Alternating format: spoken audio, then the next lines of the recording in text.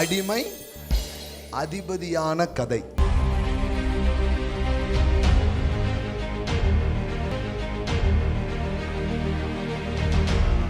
ஏன்னா இன்னைக்கு நான் கீழே கிடக்கிறேன், இன்னைக்கு நான் குழியில கிடக்கிறேன், இன்னைக்கு தண்ணி இல்லாத ஒரு காட்டுல கிடக்கிற மாதிரி என் வாழ்க்கை இருக்குது.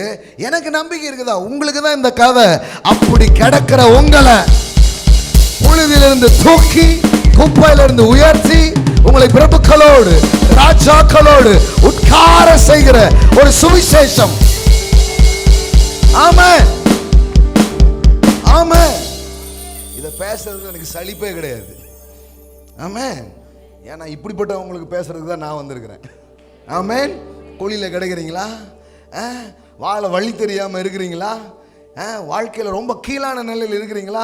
சொந்த சகோதரர்களால் உறவுகளால் காயப்படுத்தப்பட்டு நீங்கள் கிடக்கிறீங்களா? சில பேர் சொல்லுவாங்க, நான் பட்ட கஷ்டம் உங்களுக்கு தெரியாத பிரதர்.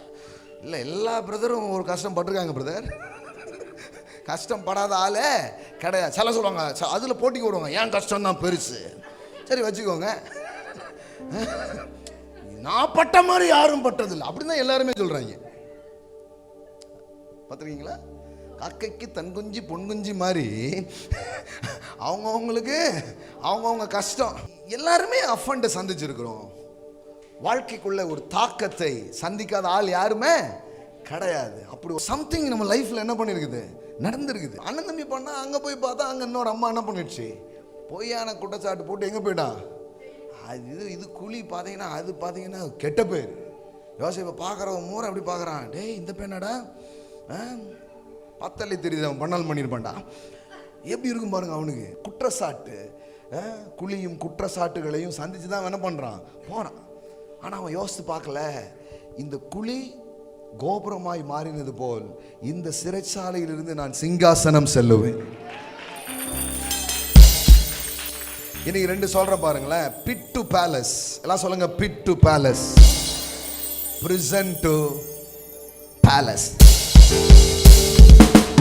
அப்பனா சொல்லட்டுமா, எங்க தூக்கி போட்டாலும் வர வேண்டிய இடத்துக்கு